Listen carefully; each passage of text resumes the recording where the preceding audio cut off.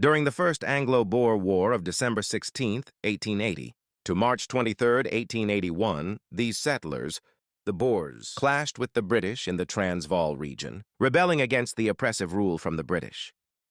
Cape Colony and the Boers won their independence.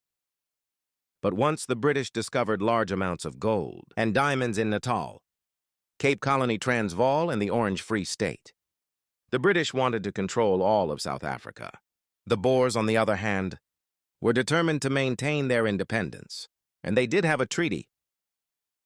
The Second Anglo-Boer War was a continuation of these elements and started in 1899 after a year of trying to subdue the highly mobile and very effective Boer commandos, who used hit-and-run cavalry, tactics supported by infantry, had proven costly to the British. Then in February 1900s, Lord Kitchener took control of the operation. The British had resorted to burning out the homes and farms of the families, of the men and boys fighting in the field. The plan was to use psychological warfare, which also included destroying crops and killing or stealing livestock, to starve the Boers out. It was advertised that if the men surrendered, their homes and families would be spared.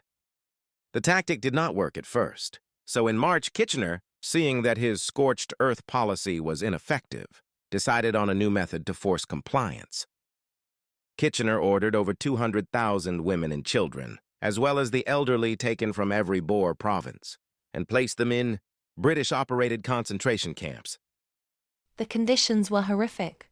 Placed behind a barbed wire, into bell tents or improvised huts, but many simply slept on the ground in the open, exposed to the elements, lack of food, contaminated water, starvation, and no sanitation facilities killed tens of thousands. And almost every disease known eventually afflicted the prisoners. The death toll in the camps mounted, and Kitchener tried to keep it from becoming public knowledge. But the word did get out, perhaps from soldiers riding home, or those returning wounded, who told their stories. More people died in the camps than died in combat. Polluted water supplies, the lack of food, and infectious diseases ended up killing tens of thousands of detainees.